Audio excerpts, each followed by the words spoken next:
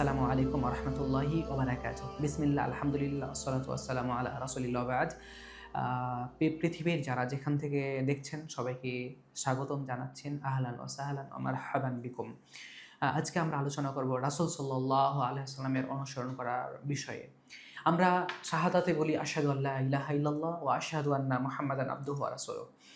আশহাদু আল্লা ইলাহা ইল্লাল্লাহ এটা আরেকটা বিষয়, আরেকটা হচ্ছে আশহাদু আন্না মুহাম্মাদান আবদুহু ওয়া রাসূলুহু। আমি সাক্ষ্য দিচ্ছি মুহাম্মদ আল্লাহর রাসূল এবং বান্দা। যখন আপনি এই সাক্ষ্যটা দিলেন তখন আপনার উপরে কয়েকটা জিনিস আবশ্যক হয়ে গেল। এক নম্বর হচ্ছে তাসদীকুহু ফীমা আমারা, রাসূল যা বলেছেন সেটা আপ্রাণ করে মানে মনে প্রাণে বিশ্বাস করতে হবে। দুই নম্বর হচ্ছে ইজতিনাবু মা নাহা আনহু, রাসূল সাল্লাল্লাহু আলাইহি ওয়াসাল্লাম যা থেকে বাঁচতে বলেছেন তা থেকে বাঁচতে হবে। আল্লা ইয়াবুদাল্লাহ, আল্লাহর ইবাদত করা যাবে না ইল্লা বিমা শারা, রাসূল সাল্লাল্লাহু আলাইহি ওয়াসাল্লামের পদ্ধতি বাদ দিয়ে। এই তিনটা হচ্ছে যখন আপনি বললেন রাসূল সাল্লাল্লাহু আলাইহি ওয়াসাল্লাম আল্লাহর রাসূল এবং বান্দা, তখন আপনার এই কাজগুলো অপরিহার্য হয়ে গেল। আমরা আরও বলতে পারি ইহতিরামু আকওয়ালিহি, রাসূল সাল্লাল্লাহু আলাইহি ওয়াসাল্লামের কথাকে স্মরণ করতে হবে, সম্মান করতে হবে। ৪ নাম্বার বলতে চাচ্ছি আমরা যা ইবনে উসাইমিন রাহিমাহুল্লাহ বলেছেন যে লা ইয়াকদ্দিমু কাওলাল গায়রি আলা গায়রিহি, রাসূল আলা কাওলি রাসূল সাল্লাল্লাহু আলাইহি ওয়াসাল্লাম, রাসূল সাল্লাল্লাহু আলাইহি ওয়াসাল্লামের কথার উপরে অন্য কারো কথা প্রাধান্য দেওয়া যাবে না। রাসূল সাল্লাল্লাহু আলাইহি ওয়াসাল্লামের ব্যাপারে নতুনত্ব আবিষ্কার করা যাবে না। রাসূল সাল্লাল্লাহু আলাইহি ওয়াসাল্লাম যা দিন নিয়ে এসেছেন সেখানেও অতিরিক্ত করা যাবে না।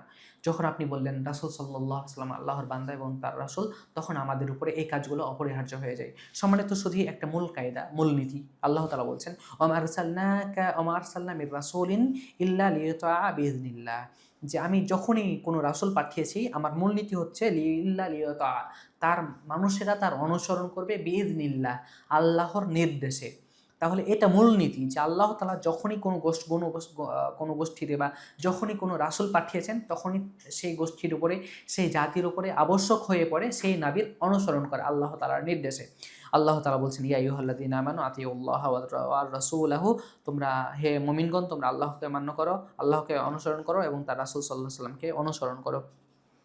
আল্লাহ তাআলা বলছেন মাইয়াতুল্লাহা ফাকাদ আতাআল্লাহ, যে ব্যক্তি আল্লাহ তাআলাকে মান্য করলো, রাসূল সাল্লাল্লাহু আলাইহি ওয়াসাল্লামের অনুসরণ করলো, সেই জন্য আল্লাহ তাআলারই পরক্ষণে অনুসরণ করলো।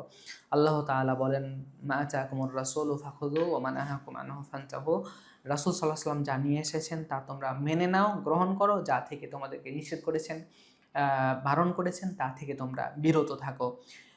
আল্লাহ তাআলা বলছেন যে কোনো মুমিন কখনো মুমিন হতে পারবে না, প্রকৃত মুমিন হতে পারবে না যতক্ষণ পর্যন্ত না সে তার ফয়সালাকারী রাসূলকে না মেনে নিবে এবং রাসূলের ফয়সালার মধ্যে তার অন্তরে কোনো প্রকারের সমস্যা দ্বিধাদ্বন্দ্ব থাকবে না, সেই হচ্ছে প্রকৃত মুমিন। নবী আবু হুরায়রা রাদিয়াল্লাহু তাআলা আনহু তিনি বলছেন যে প্রত্যেক আমার কুল্লু উম্মতি ইয়াদখুলুনাল জান্নাহ, আমার উম্মতের সবাই জান্নাতে যাবে তবে আবা বাদ দিয়ে। বলা হলো আবাকে, রাসূল সাল্লাল্লাহু আলাইহি ওয়াসাল্লাম বলছেন মান আতাআনি ফাকাদ দাখালাল জান্নাহ, যে ব্যক্তি আমার অনুসরণ করলো সে জান্নাতে যাবে। মান আসানি ফাকাদ আবা, যে ব্যক্তি আমি মুহাম্মদকে নাফরমানি অস্বীকার করলো সেই ব্যক্তি জাহান্নামে যাবে। আমরা যদি রাসূল সাল্লাল্লাহু আলাইহি ওয়াসাল্লামের অনুসরণের ব্যাপারে বলতে চাই তাহলে আমরা বলতে পারবো একটি হাদিস যে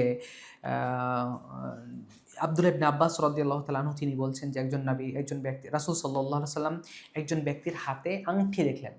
আংটি দেখার পরে ফানাযাহু ওয়া তারাহাহু, তার আংটিটা তার হাত থেকে খুলে নিলেন, খুলে নেওয়ার পরে ছুঁড়ে ফেলে দিলেন।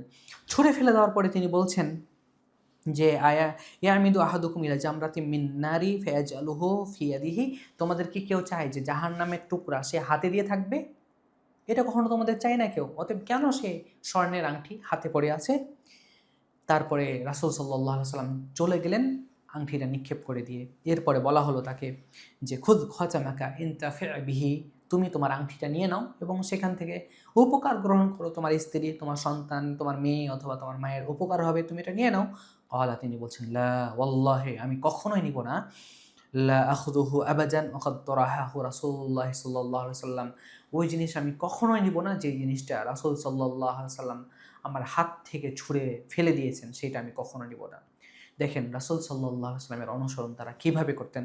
আমরা যদি বলতে চাই তাহলে আব্দুল্লাহ ইবনে মাসউদের একটি ঘটনা, যে তিনি বলছেন এটা হচ্ছে আব্দুল ইবনে উমরের ঘটনা। তিনি বলছেন যে লা তামনাউ ইমা আল্লাহ মাসাজিদ আল্লাহ, তোমরা আল্লাহ তাআলার দাসীদেরকে মসজিদে যাওয়া থেকে বিরত দিও না, বিরত করিও না, বিরত রাখিও না। ইবনে উমর রাদিয়াল্লাহু তাআলা আনহুর ছেলে বেলাল তিনি বলছেন যে ওয়াল্লাহি লা নামনাউহুন্না, আল্লাহর কসম আমি তাদেরকে বাধা দিবই।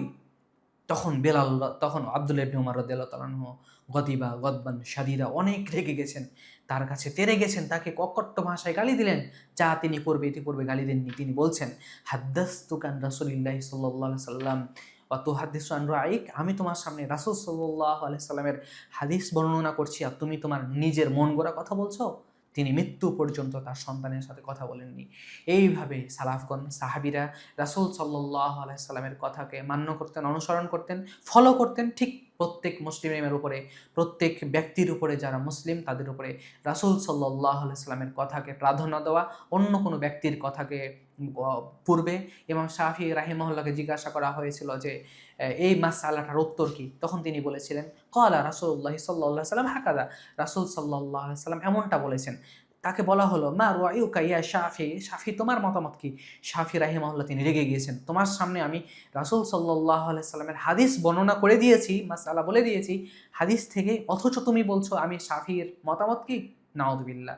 আল্লাহ সুবহানাহু ওয়া তাআলা আমাদেরকে রাসূল সাল্লাল্লাহু আলাইহি সাল্লামের মেনে আমাদের ইবাদত করার তৌফিক দান করুন। রাসূল সাল্লাল্লাহু আলাইহি সাল্লামের পদ্ধতি বাদ দিয়ে কোনো ইবাদত আল্লাহ তাআলা গ্রহণ করবেন না। এজন্য আমাদের যতদিন বেঁচে আছি, যত আমল করি না কেন, সেটা আমাদেরকে একটু ভাবতে হবে, একটু অবস্থান করবেন, একটু ভাঁজবেন, একটু চিন্তা করবেন যে এই আমলটা কি রাসূল সাল্লাল্লাহু আলাইহি সাল্লাম করেছেন, সাহাবীরা করেছেন? যদি করেন তাহলে করেন, না হলে সেটা প্রতিহত করেন বা ছেড়ে দেন। আল্লাহ আমাদেরকে রাসূল সাল্লাল্লাহু আলাইহি সাল্লামের পূর্ণ অনুসরণ করার তৌফিক দান করুন, আমিন। রাসূল সাল্লাল্লাহু আলাইহি সাল্লামের অনুসরণ করে আমল করার তৌফিক দান করুন, আমিন। আসসালামু আলাইকুম ওয়া রাহমাতুল্লাহি ওয়া বারাকাতুহু।